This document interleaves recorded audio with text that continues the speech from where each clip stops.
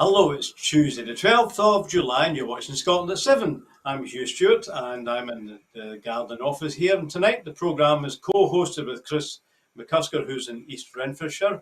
Good evening, Chris. Can you hear me and see what's going on okay? Good.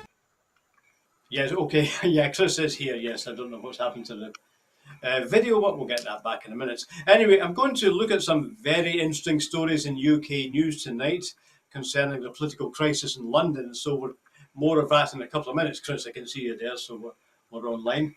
But first of all, I'm going to look at the latest from Russia's attack on Ukraine. Today, we are on day 139. And here are the latest headlines. The death toll from a Russian missile attack on a five-story apartment building in the town of Chasiv Yar in eastern Ukraine has risen to at least 34. Emergency crews worked to pull people from the rubble. President Zelensky accused Moscow of deliberately targeting civilians in this attack, which destroyed three buildings in the residential quarter. The latest victim, a 9-year-old, was retrieved from the wreckage on Monday evening, according to Ukraine's state emergency services. At least 12 people have been injured by shelling in Mykolaiv, according to the regional governor Vitaly Kim. Russia's news agency TASS is reporting that dozens of people were injured as a result of a strike by the armed forces of Ukraine on Novaya Kakhovka, which is in the Dnieper River in the area of Kherson, occupied by pro-Russian forces in the south of Ukraine. A local official said there are casualties, a large number of injured, dozens of people were left homeless. Russia has claimed to have killed a significant number of foreign mercenaries fighting in Ukraine in the last 3 weeks, including 23 from Great Britain. It also claims to have killed at least 180 servicemen in Ukraine's 30th Mechanized Brigade in the last 24 hours, and to have shot down 7 Ukrainian unmanned aerial vehicles. An official of the self-proclaimed Donetsk People's Republic says that the appeals over the death sentences to Aidan Islin, Sean Pinner, and Sadun Brahmin will be dealt with within a month. UK's Foreign Secretary Liz Truss says that she utterly condemns the sentencing, stating that they are prisoners of war. This is a sham judgment with absolutely no legitimacy. That's our Ukraine update today. Day 139 since the invasion began in February. Now let's look, Chris, at the leadership and the political crisis in London, and we'll see if there's any reflections this has for people in Scotland who are not actually involved in the drama. So the first of all, the news we hear tonight is that the date will be the 5th of September for a new Prime Minister, whoever that will be. So, as the new Prime Minister will be announced on the 5th of September. It has been announced today by the Tory Backbench Committee, which is looking over the rules of the election. On Monday, that is yesterday, the 1922 Committee of Conservative Backbenchers set the timeline for the upcoming leadership election. Although party members have the final vote, Tory members of Parliament will ultimately control the election process by deciding who makes it to the final ballot. In accordance with the new rules, candidates vying to be leader of the Conservative Party had until 6 o'clock tonight to register their support, and so that's closed just an hour ago as we go on air. So they needed to have 20 MPs to support them. So I can now read out the 8 candidates who actually are on the first ballot. They are Kimi Badenoch, Suella Braverman, Jeremy Hunt, Penny Mordaunt, Rishi Sunak, Liz Truss, Tom Tugendhat, and Nadeem Sahawi. So we heard today, therefore, that Priti Patel is not standing, and neither is Sajid Javid. So for one reason or another, perhaps in the case of Patel, because there were not 20 people who wanted to nominate her, they are out. So it's down to 8.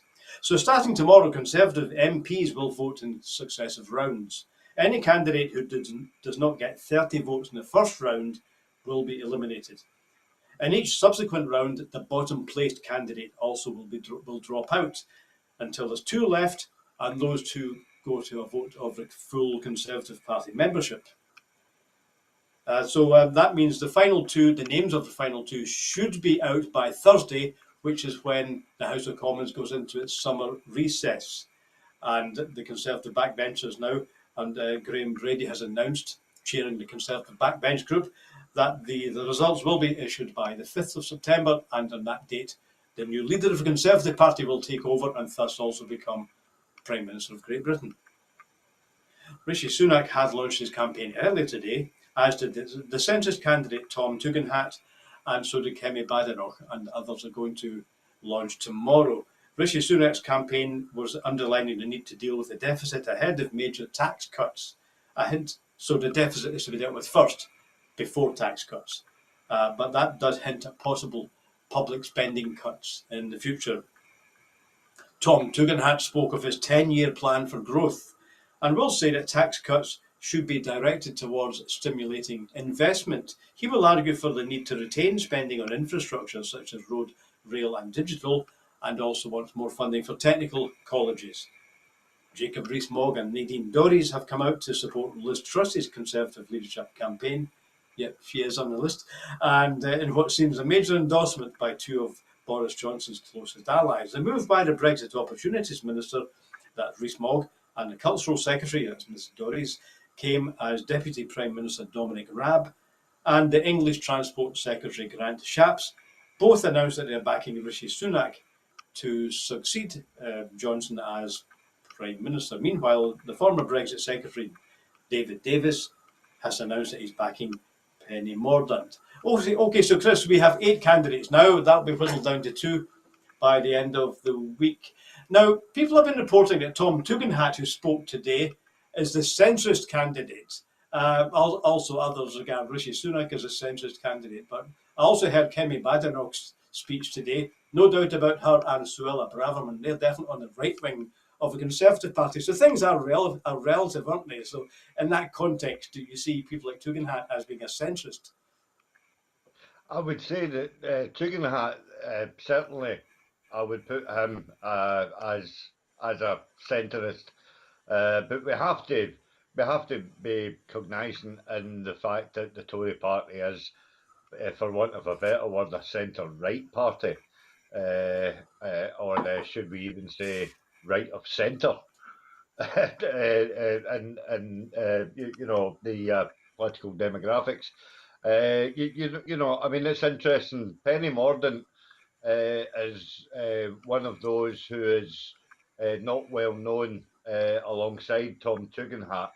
And I believe that neither the two of them have actually served in the Johnson administration. So that would you would hope, if there was one saving grace to come out of this complete debacle, is the fact that we would end up with a prime minister, and I have to put in commas here, unelected prime minister by the British electorate, is that we may end up with someone who is not tainted, shall we say, by any of Boris Johnson's shenanigans.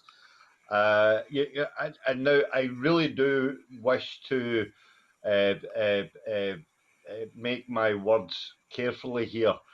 I do not believe that the Tory party will elect a person from a minority ethnic background. I just don't believe that that's in the Tory party DNA.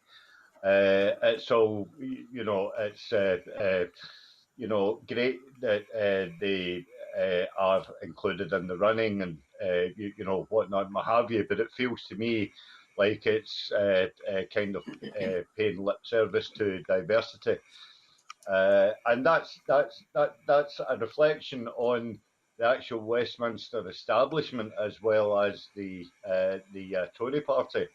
Now, honestly, I think it would be great that if it was to happen. I just don't believe that it'll ever come to pass. Uh, the surprising one for me is the fact that Sajid Javid only managed to amass about 11 votes or so. Jeremy Hunt on 13 as well. So, that to me was quite surprising. But if you were to ask me, honestly, I think it's it's for the Tory voters, it's a bit of Hobson's choice. You know what I mean? It's take it or leave it, really, because you've got Rishi Sunak vowing to tackle the cost of living crisis, a cost of living crisis that he aided and abetted in. By not addressing the tax issues in the first place, he was the one that set the current thresholds, and yet he said that he's going to fix them. Well, that just doesn't ring true to me. Then again, you've got Liz Truss. All I need to say about her is cheese, really. I mean, I look at Liz Truss and I just wonder, that you actually are scared to think that she's in charge of a toaster, let alone anything else. So I mean, honestly, the only person that hasn't thrown his hat into the ring, and this is really interesting, and that is Douglas Ross. Because I mean, what's another job? I mean, Douglas can do that, no problem, standing on his head. Well, since you've raised the question of the Tories' six candidates, six members of Parliament in Scotland, I wondered why there wasn't any mention in any of the three speeches I heard today. The word Scotland didn't appear in any of them. They talked about uniting the country. Nobody mentioned Scotland. And I suppose on the uppermost in their minds was getting 20 signatures on their nomination. There's only six in Scotland. So really, in reality and in their politics, it looks like Scotland doesn't matter to any of these candidates. Well, it would be lovely. It'd be really insightful to actually see the breakdown of the six poodles and who they voted for. And what Andrew Bowie has been the one that's consistently been roped around the television studios the last couple of days. I mean, he really is the cheerleader there. You've still got the Scottish Secretary of State. I can't remember his full title, his full name. Jack. Yeah. As insignificant as he is, the Viceroy of Scotland, shall we say?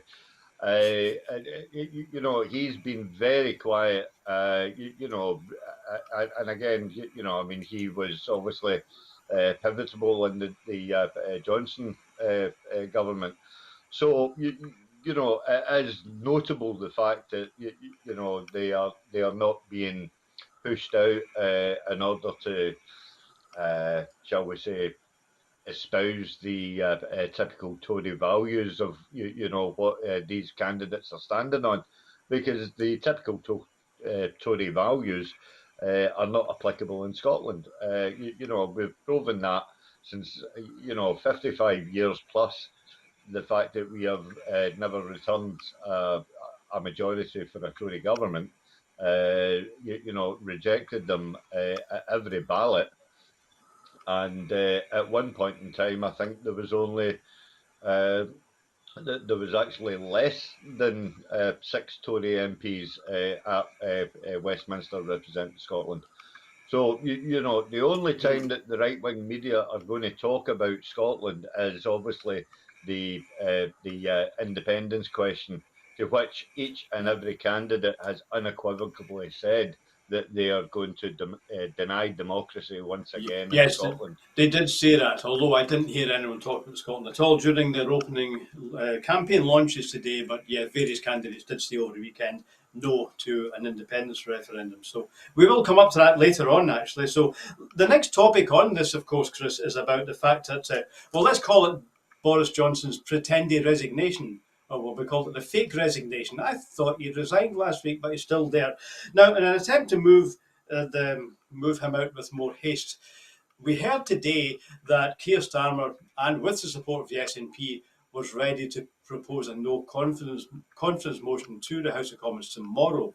And the theory is perhaps some of the people who have distanced themselves from PM Johnson might have just failed to turn up for the Tories. So there would have been a possibility of a no confidence motion going through, and therefore that would have either forced the immediate departure of the Prime Minister, to be replaced presumably by Dominic Raab, or else it could have led to a snap general election. However, guess what? That no confidence motion is not going to be tabled tomorrow because the UK government of Boris Johnson has refused to set aside any parliamentary time to allow it to be debated. A Labour spokesperson told the Huffington Post just earlier this evening, "This is totally unprecedented. Yet again, the Tories are changing the rules to protect their own dodgy mates. The Tory leadership candidate should denounce this frequent abuse of power to protect a discredited Prime Minister. The PM therefore will stay in post until the Conservatives elect a new leader, as we've said, on the 5th of September. Labour's motion of no confidence in the UK government would, had it been passed by the Commons, have seen Johnson booted out of office straight away and possibly have led to an early general election." So I didn't see that coming. It did look, and we were discussing the other day on the show, did look like there was probably going to be a no confidence motion. So what do you make of the fact that there isn't, because Johnson has ruled out the possibility of anyone having no confidence in him? Well, I think that they were all talking, they were all making great pains to point out the fact that they didn't want Johnson in there for 1 minute longer because he could possibly wreak chaos and havoc whilst he was still in number 10. Now this is proven to be the case because obviously, as you quite rightly pointed out, the Tory parties have moved the goalposts and changed the rules in order to suit themselves. I don't think actually it's reflective on Dominic Raab. I don't think he would have had much say in any of that. I think it's probably more to do with Boris Johnson currying favour, with the hoi polloi elite, in order to buy him some more time. Because that's, it's really expensive wallpaper to get taken off of the walls, and it's got to get done sheet by sheet, you know what I mean? So, seriously, the Keir Starmer motion, I don't think was ever likely to succeed because that would involve, obviously, backbench Tories voting against their own government. And going forward, that's not a great look on a CV if you're wanting to try and Yeah, well, fair kind of enough. Yes, get it's very home. unlikely that over 40 Tories would have to vote against the government. However, they could have just not turned up. So, but Yeah, yeah. that probably wouldn't be any better. But anyway, it's not going to happen. So Johnson's ruled out. So no confidence in himself. So that means he stays. It doesn't look like there's any means of getting rid of Prime Minister Johnson. So his pretended resignation will continue till September, it looks like. Now let's move on to the next story. The background to all this, of course, is the cost of living crisis, and the next incumbent is going to have to deal with that. As you said, Chris, of course, it's supposed to have been Rishi Sunak's job to deal with it up to now. The SNP's Business, Energy and Industrial Strategy spokesperson Stephen Flynn MP has warned that while the Tories are engrossed in settling their internal disputes, their eyes are off the ball. The Department for Business, Energy and Industry questions this morning in the Commons Kwasi Kwarteng, the Minister of State. The Minister responded to the Aberdeen South MP's demands for action by saying, "I'm sure there will be the customary budget or statement in September." Blasting the response, Mr Flynn warned that families' bills are rising now, and with wages stagnating and inflationary pressures putting even more strain on household finances, there's no time to lose. Stephen Flynn MP said this Tory government's free fall is coming at the cost of crucial support and investment to help the most vulnerable people in the country, who are set to be shafted even further by seemingly ever-increasing energy bills. Every minute the Tories spend quabbling over which lame duck gets to replace the last, we see more families and households pushed into severe hardship over the Tory-made cost of living crisis. Their eyes are off the ball. It's not enough, Stephen Flynn said, for ministers to say that sure there will be an updated due course. People's energy bills are sky high now, and their wages are stagnating now, and the fears over whether or not they can put food on the table are worrying them now. We must see more urgent action. At this point, it's clear to me The Conservative Party and the entire Westminster system will never be able to meet the needs of the people of Scotland, proving once again why we should take full powers of independence to properly support the Scottish people. Thankfully, people in Scotland will have the opportunity next year to grasp those powers and end Tory rule over Scotland permanently by voting for independence. So let's leave that aside. Obviously, Stephen Flynn's going to do that. We're going to look at the independence referendum and legal consequences and ramifications in a few minutes, Chris. So first of all, the cost of living crisis. Has anyone get any answer to it? What would a radical Scottish government do to deal with it? Well, I mean, obviously, a radical Scottish government would, first of all, be able to borrow, what is needed. And I'm not saying borrow oodles and noodles and noodles of money, just in order to, deflect from the austerity that Scotland will actually be in. Once we are independent, because it is worth pointing out that independence is not, automatically going to deliver us a land of milk and honey. From day one, it's going to be, some really, really hard work. And some very, very tough choices, will have to be made.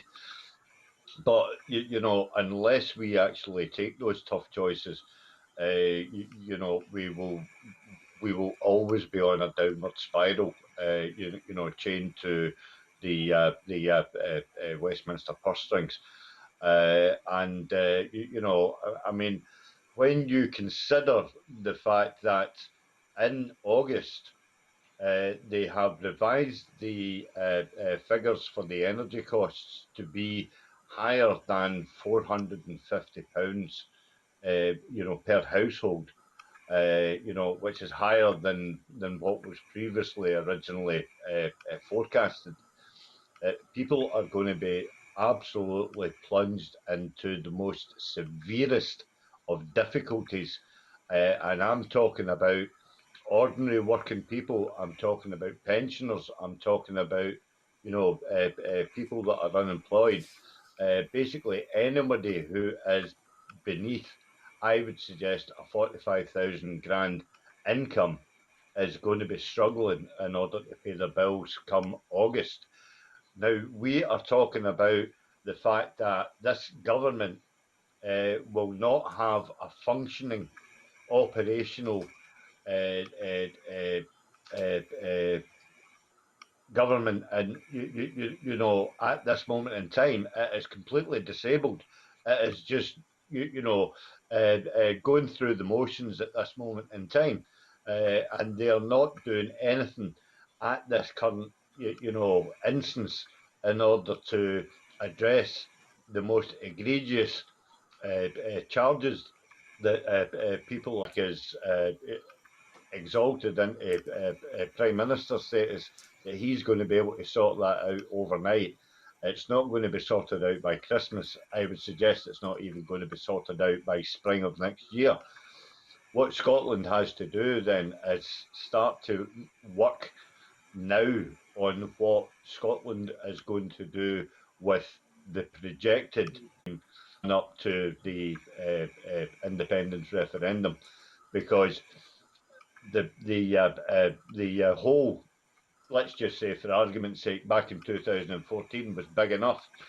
The hole that we're currently staring into, the abyss that we're currently staring into, is going to be twice as wide and twice as deep because of the action, or should I say, the non-action of the Tory government. Because each and every individual a European country has decided to cap energy rises at 4%. It was a direct policy choice by the Tory party not to do that and let the percentages run to 54, 56, 58%. It is now suggested that by the time we get to August, it is going to be in the high 60s. And that is just unsustainable for any ordinary working family, let alone families that are relying on uh, Mm. uh, uh, uh, government benefits, Mm. people like myself, unpaid carers, all the rest of it. It's Okay. just absolutely mind blowing to think that that's what we're going to Uh-huh. be facing. Okay, well, I wouldn't worry about that. If Suella Braverman gets the job, there won't be any benefits anyway. So I suppose you'd underline what Stephen Flynn was saying, that there are things that the Scottish Government could do. So with independence, there are powers, there are levers that can be pulled. So let's move on to, you mentioned, of course, that the Scottish Government has timetabled the independence referendum for next October, for October 23. So there's news on that today, Chris. So let's look at the legal battle. The request for the UK's highest court to give clarity on the legality of the Scottish Government's planned independence referendum should be rejected, according to the UK Government. In its initial submission to the Supreme Court, which has been asked to decide the issue, UK Government lawyers argue that the case should be thrown out because it's premature. They believe that the decision on the legality of the proposed legislation cannot be made until after it's introduced, scrutinised, and then passed at Holyrood. They have been bolstered by this ruling by a test case last year in the Scottish Court of Session, which declared that bills could be amended by MSPs as they pass through the Scottish Parliament. Therefore, any ruling on their legality would be hypothetical until that process was complete. That case was brought by Martin Keatings, an independence campaigner, who asked judges to rule on whether Holyrood had the power to hold a referendum without the UK government's consent. And the decision was no decision, of course. Ironically, the Scottish Government's own lawyers opposed the case, arguing that the legality of any referendum bill depended on its terms when introduced and when passed by MSPs. They told the Scottish Session the draft legislation might or might not represent the text ultimately introduced or passed by the Parliament. Okay, so we're into some really interesting legal territory here, Chris. Now, I don't know what the overlap is between law and politics. There clearly is an overlap. But the first point that the Supreme Court has been asked to decide is whether they even need to look at the case. And so the UK government's first gambit, if you like, is to say the Supreme Court cannot discuss Scottish legislation when that legislation doesn't even exist. It's not even been debated in the Parliament. So you've got nothing to talk about, so throw it out. Well, let me just ask you that very quickly. Do you think there's a chance that's probably what the Supreme Court will do, or will we move on to round two? No, I don't think the Supreme Court will do that. I think the unionist lawyers will argue that, of course, and possibly that is the line of defence that they'll go down. They will look, all your fancy Dan lawyers will look at the actual diction as it's laid out, and they will try and jumble up the words and whatnot, what have you, in order to suit their own narrative. But I believe that Nicola has done her homework on this, which is why she has decided to go straight to the Court of Session, in the first instance, or should I say the Supreme Court, in order to get in order to seek an unequivocal yes or no. And her caveat there is that if she does get a no, then obviously the vote is going to be taken through Well, it'll then go UK on to a further reading. election. Well, they'll have to read a lot of. They have to read the submissions of both parties, and then they have to come to a decision, which will probably take many months. It might not even be till December before the Supreme Court judges make that ruling. That's it if they don't throw it out straight away. The other point I want to raise on this, I mean, I'm no expert on constitutional law, Chris, but I'm just, the reason I'm mentioning this is because it's been reported in some of the media today that the Scottish Government is in a catch-22 because the Advocate General could throw it out as not competent. In general, I forget the bloke's name, he's the UK Government's liaison on Scottish matters. So although he is a Scottish lawyer, he's not working for Scotland, if you like. He's working for the UK government. Now, one argument is that if he says you can't discuss it because it's not competent, then that means the Scottish Government is in a catch-22 because they couldn't put it to the Scottish Parliament in order to find out if it is competent because he's ruled it out in the first place. But before I go on to, there's another aspect of this I'll talk about in a minute. But first of all, what do you think would be the political effect in Scotland if the thing is thrown out, if it's not even discussed by the eminent judges? Does that mean that there's no way for Scotland to proceed? Is it going to be stuck in this catch-22? And so legally, the Scottish Government's got its hands tied behind its back. Yeah, no, I don't think it would leave no way to proceed. I think it would further delay the framing of it and how it would all play out. I mean, I've been reading a few European papers, not physically, obviously online, but and they are. You're starting to hear murmurs of discontent at how the way that the Westminster government is treating Scotland. There's quite a few German politicians, quite a few of the Belgian politicians as well are voicing their concerns as to the way that Scotland is constantly slapped down anytime we talk about our own right to self-determination, because it is very subjective.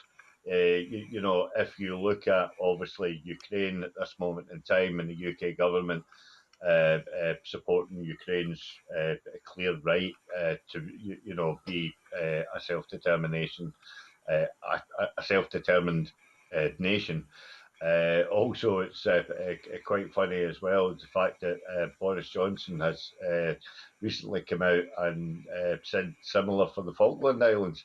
Now, I mean, Scotland's not the Falkland Islands, but by the same token, you hear all this, all these politicians waxing lyrical about the people's right to have their own freedom and stuff like that, and all the rest of it. And it was something that often bothered me about Comrade Corbyn. When he was arguing the fact that Palestine should be free and Ireland should be united, but Scotland should just sit in the corner and shut up. And it's how to square that circle, because the UK government, UK establishment will do anything and everything in order to deny Scotland being, internationally free from Westminster rule. Such as the plethora of resources that Scotland has, which Britain relies on. And make no mistake, Britain needs Scotland more than what Scotland needs Britain.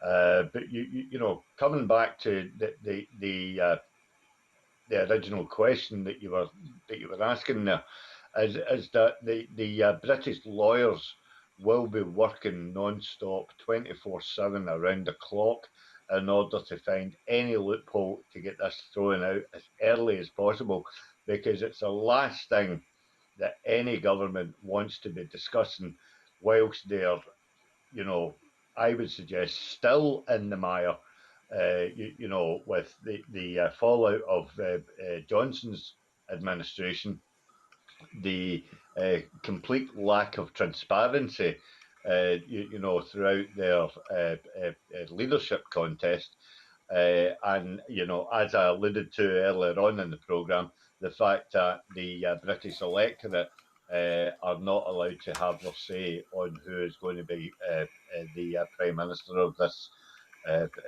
shoddy and unholy alliance. Right, so the other point, and just before we move on, then the other issue we've been discussing in the team today, who makes a decision, first of all, on whether a bill should be introduced to the Scottish Parliament. Now, one view, which in fact we can support by looking at the Scotland Act itself, I think it's section 40 or 48, says that it's actually up to the presiding officer. So that means whether the bill should be debated in Holyrood could actually be decided by Alison Johnson. So I think there's some confusion in the media. Maybe it's because people generally don't know. These are uncharted territories. Uncharted territory, but some people have said the Advocate General could just tell the Supreme Court it's not competent, and therefore it won't get discussed, and therefore there's no case.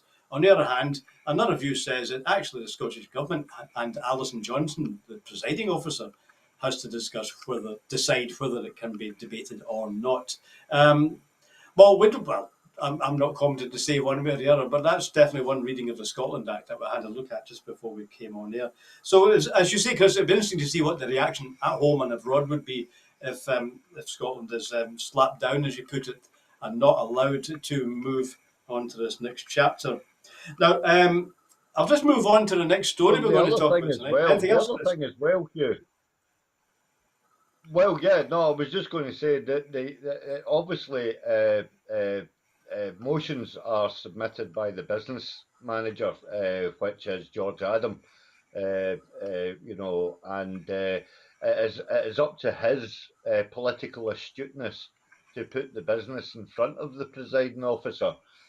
So it's therefore, I would suggest, at George Adams' discretion, and he is a long and experienced and seasoned politician, to know what's competent and what is not competent. So I mean, it would be worthwhile maybe possibly the producer, Linda, might be able to get in touch with George Adam and get him on for a discussion one evening, because I think he would have a great insight into how that all goes. Yeah, that's interesting. Of course, the Scottish Parliament also is on the summer holidays now, so nothing's going to happen anyway till another few weeks till they get back, another 4 or 5 weeks. Right, I'm just going to move on now because we're short of time, Chris. The next story we're going to talk about is the UK windfall tax. Now, you talked about Scotland's abundant resources, and that includes the North Sea energy fields, of course. The House of Commons today approved a 25% windfall tax on oil and gas production in the North Sea. It went through yesterday, actually, which the UK government says will raise £5 billion in 1 year to help people struggling with their soaring energy bills. The Energy Profits Levy, as it's called, will target profits made from the spike in oil and gas prices as energy demand is going up following pandemic lockdowns ending and also with the Russian-Ukrainian conflict started. The tax bill still has to go through the upper house, the House of Lords, but the Lords is not usually able to block a bill, although they may wish to amend it. The tax was first introduced by the Conservative government on the 26th of May and was met with criticism from the oil and gas companies, saying that it would shrink their investment and therefore domestic production would not increase. The UK government says as an investment incentive, firms can receive up to 95% tax relief on every pound spent on new oil and gas extraction, which would underpin energy security. And in response to a consultation, the UK government tweeted that the bill would tweak the bill, to include a firm end date in 2025 and to allow firms to offset against tax the cost of decommissioning old fields and investing in the electrification of producing fields. However, climate activists and opposition politicians have criticised the incentive mechanism in the bill for failing to offer tax advantages for renewables. Mike Tholen, the Sustainability Director at Oil and Gas Association Offshore Energy UK, said industry is still concerned about how the tax will impact energy supplies, but recognises that the government has listened to concerns. There's two sides to that, I think, Chris. On the one hand, everybody was calling for a windfall tax because, of course, windfall taxes are aimed at people who have sort of accidentally made a lot of extra profit, not through any of their own actions, but just because they were lucky that the prices went up. So it's only reasonable to put some of that profit back into circulation. But the other side, I think, worth looking at is the business of not using that money to invest in renewables. So really what I'm talking about is a climate emergency throughout. Another thing that wasn't mentioned, as well as Scotland not being mentioned by any speeches I heard today by Tory candidates. I didn't hear anyone talk about the climate emergency. So those are the two issues that strike me as important here. Do you agree with that? Yeah. No, I mean the climate emergency is not at the top end of the Tory wish list. Obviously, lining the pockets of their corporate friends and hedge fund managers is of paramount importance to the Tory party. And I think once we agree the fact that on the left of the Westminster Parliament,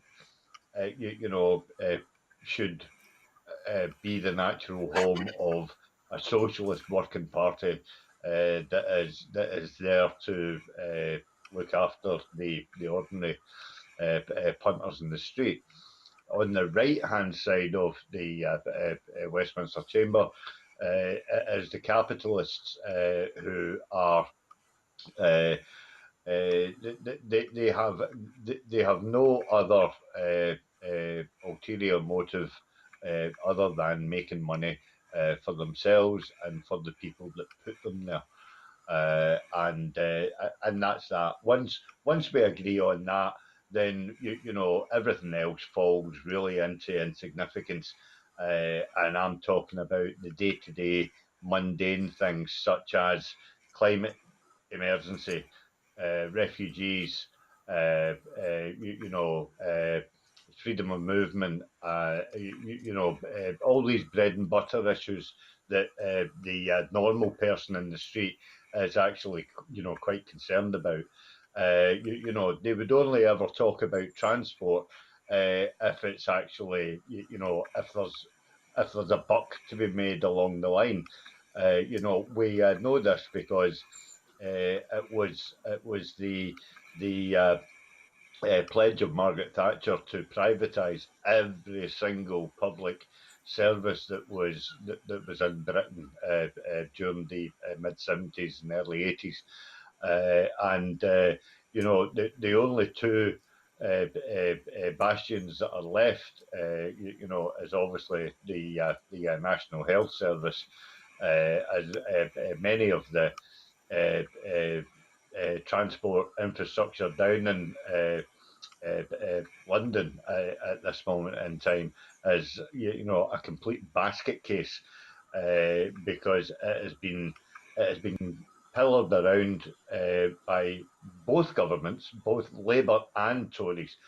None of them have covered themselves in glory, and what they have done is they have sought after private and public investment into vanity projects that is designed to give their financiers the biggest kickback possibly ever known to man. Their hesitancy to even dabble in renewables is because there are no profits in renewables. And that's just the simple fact of the matter. Again, as you said before, though, governments have choices. So yes, in fact, one of the candidates earlier on, Kemi Badenoch, she was stressing how free markets are the way. Let the markets invest; they have the wisdom. But of course, you're on the opposite side of the political spectrum. But of course, governments can influence markets, and they have. Of course, the point at the end of that story that I read out is that the government is giving huge incentives to 91% off your windfall tax if you invest in more oil and gas. So again, this is a government choice. They could use that money to invest in renewables, but they've chosen to invest it in the old 20th century technologies. We must move on now, just because I do want to discuss a really and frankly astonishing story that took my breath away when I heard it this morning on the BBC News. Mo Farah, who's a multiple Olympic champion and world champion, was brought to the UK from Djibouti at the age of 9 and was forced to do housework and childcare in exchange for food. He's told this to a BBC in a documentary which is going out later. The 39-year-old, who was born in Somalia, added that his name was changed to Mohammed Farah. He was actually Hussein Abai Kanim, and The fake travel documents were given to him to fly him to UK, given by a woman whom he had never met before, and it's she who put the name Mo Farah. Let me get his name right, sorry. He is actually Hussein Abi Kine. Once he arrived in the UK, the woman took him to her home in Hounslow, West London, and tore apart the paper with the contract details of his relatives. Her family did not allow him to go to school until the age of 12. Mo Farah said, "For years, I just kept blocking it out, but you can only block it out for so long. Often I would lock myself in the bathroom and cry. The only thing I could do to get away from this was to get out and run." His PE teacher, Alan Watkinson, contacted social services, who helped to find him a foster family in the Somali community after Farah told him what he'd been going through. I felt like a lot of stuff was lifted off my shoulders, and I felt that's me. That's when Mo came out, the real Mo, Farah said. An astonishing story. So, an illegal immigrant, really, an illegal immigrant who became a hero, a multiple world champion, an astonishing athlete at 10,000 metres and other long distance events. But one of the things that struck me, apart from this astonishing story and how he's a survivor and how he's come out on top, is that, strictly speaking, he could be thrown out of the country. In fact, amazingly, the Home Office had to actually make a statement to say they're not going to take legal proceedings against him. Well, that's good. Yeah, yeah, it was interesting as well. I think in that press statement by the Home Office that they said that they didn't want to take retrospective action on children, and what they were really saying at that moment in time was the fact that obviously because Mo Farah is a fantastic athlete, and one of, shall we say, Britain's best exports. Representing Britain globally. I would find it really bizarre if they were to actually to put him on a plane to Rwanda. I think if Priti Patel maybe was successful in her selection, it might have been worryingly a possibility. But what I was listening to LBC this morning, and I can't remember who's standing in for James O'Brien at the moment, but he was recounting with people that have phoned in that have had similar, stories to Mo Farah's, and it is actually,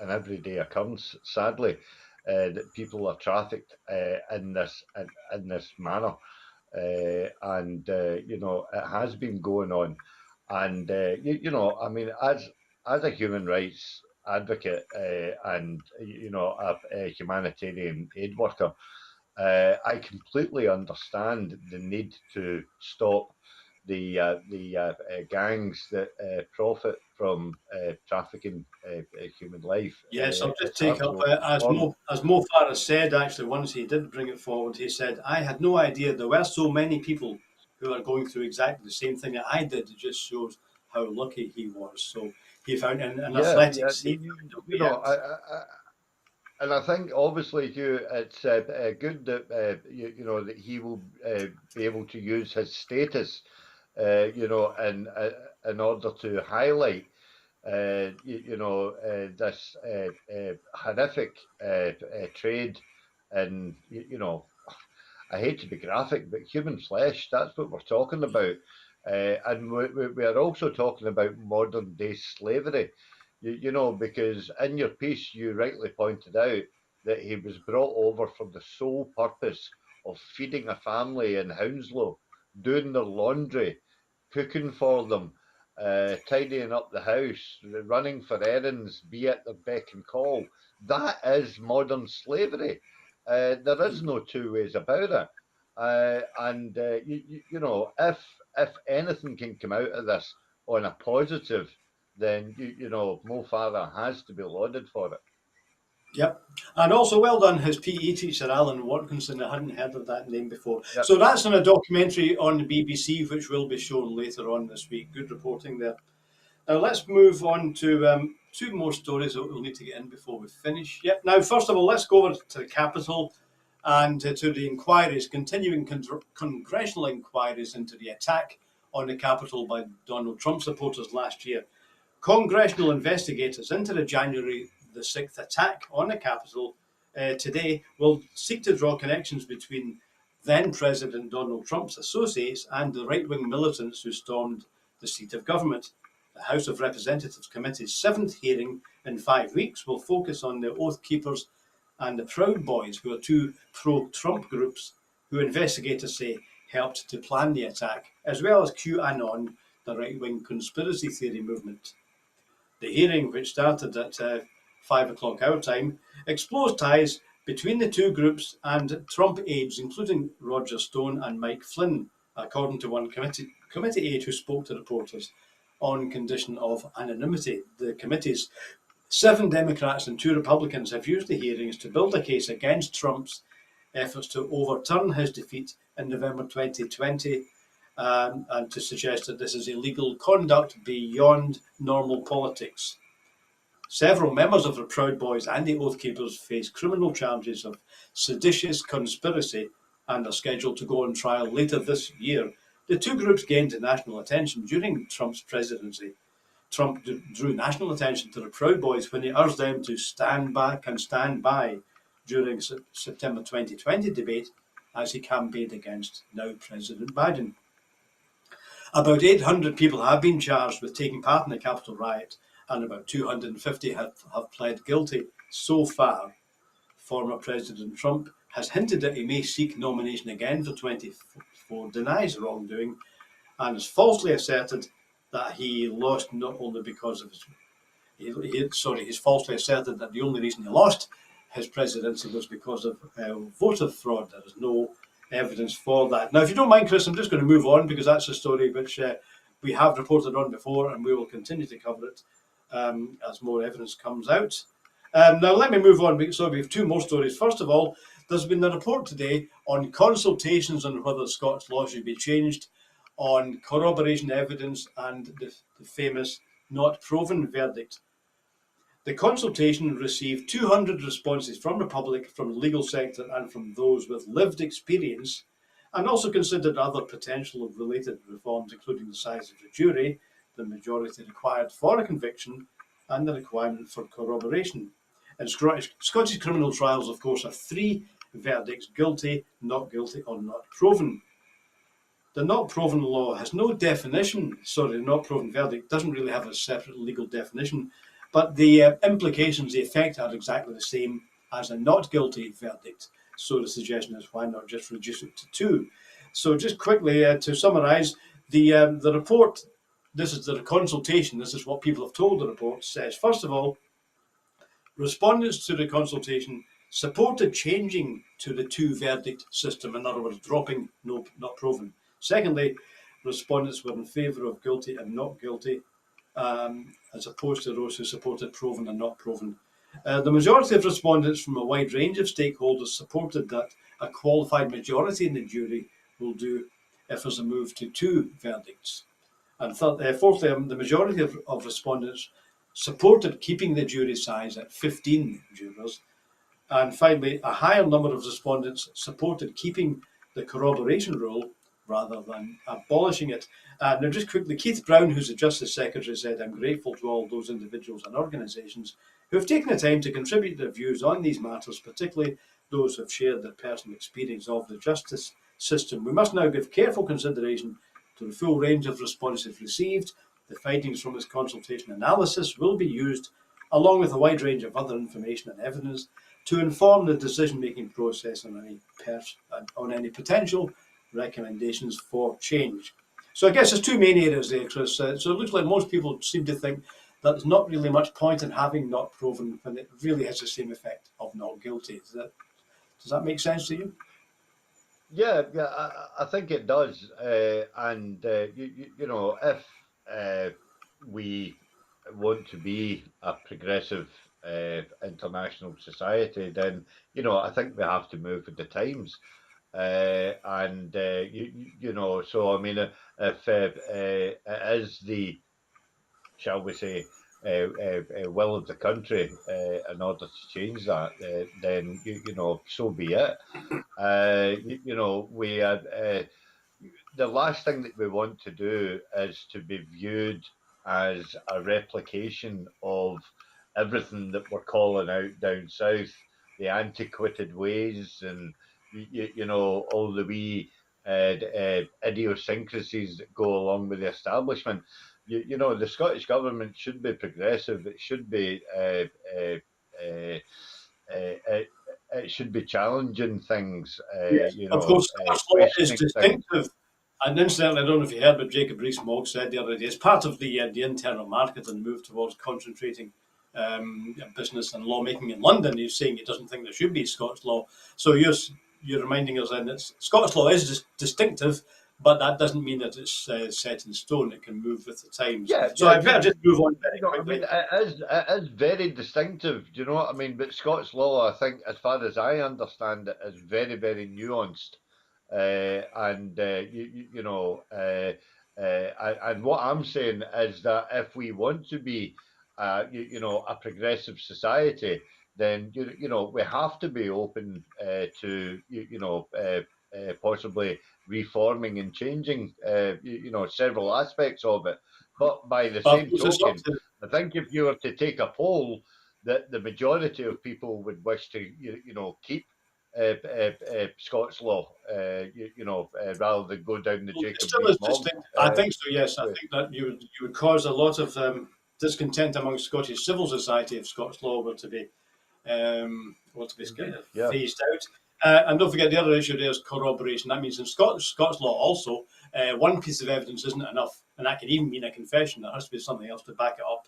So that's if you like the justice side of it. I better move on, Chris, because there's another important story we'll finish up with tonight, which is that the Scottish NHS has agreed a contract with doctors in America for women who need mesh removal surgery. Arrangements have been agreed with gynecology and reconstructive surgery in Missouri, where a Dr. Veronkis operates a specialism, and the contract between Scottish NHS is with Spire Healthcare, where Professor Hashim operates. And this contract was agreed this year. Surgery for mesh removal and associated costs, including transport and accommodation, will be paid for by NHS Scotland. NHS National Services Scotland will work closely with NHS Greater Glasgow and Clyde and local health boards to take forward arrangements for those who wish to travel to the USA for mesh removal surgery. Arrangements are also underway for the first patients to travel to Bristol.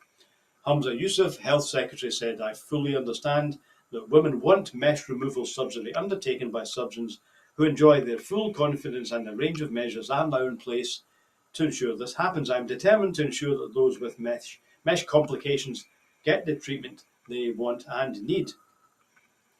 Hamza Yusuf said, "Travel and treatment are free of charge, and I encourage anyone who wishes referral to one of these services to speak to their GP in the first instance and make their wishes known."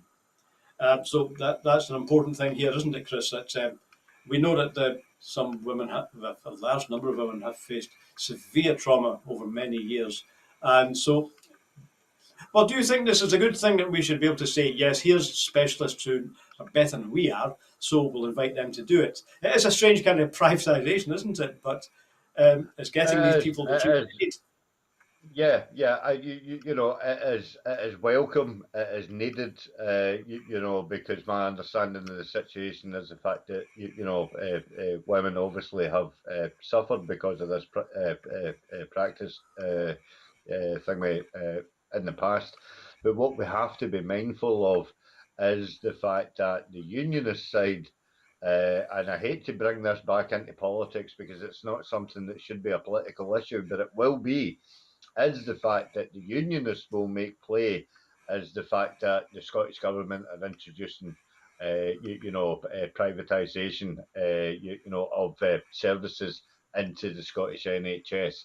And this is something that you can't put a time limit on. You can't say this will end in 2030, because there are thousands of women that have this, and so therefore it's impossible to put a time limit on. The worrying factor is the fact that this this could actually lead to further collaborations, with the American Health Service, and that would obviously, Yes, that's why I raised start that off point. some It is odd, warning but signs. obviously Hamza Yusuf was saying, well, we have to first of all look at these patients who have not been given the treatment they need. So if this does it, and if this helps alleviate their suffering, then let's do it. So maybe it's a pragmatic decision by the Scottish Government. So just to remind you, any women, and if you know any women who are in need of mesh removal surgery, speak to their GPs first, and then they could be looked after in Bristol or even in the United States. The NHS will pay. So that's our final story tonight. Sorry, I've let it overrun a bit, Chris, but there was a great deal to talk about too, and of course we'll hear more as the week goes on who Scotland is going to get as a Prime Minister we didn't vote for to replace the previous Prime Minister that we didn't vote for. So thanks to Chris McCusker for joining me down in East Renfrewshire tonight, and this is Hugh Stewart in Glasgow. So let me just remind you all that we are entirely supported by our subscribers. The people who pay for Broadcasting Scotland are people who have looked at our website down below and signed up. You can begin with a direct debit of £5 a month, and that's what keeps us going. You are our only source of income, so we're very glad to have you. And so thanks for supporting us, and thanks for watching the programme tonight. Do us a favour, pass this on and see if we can get more people watching Broadcasting Scotland. Okay, so that's it. We're back with Scotland at 7 tomorrow. So from Chris McCusker and myself, Hugh Stewart, thanks for watching tonight. We'll see you later.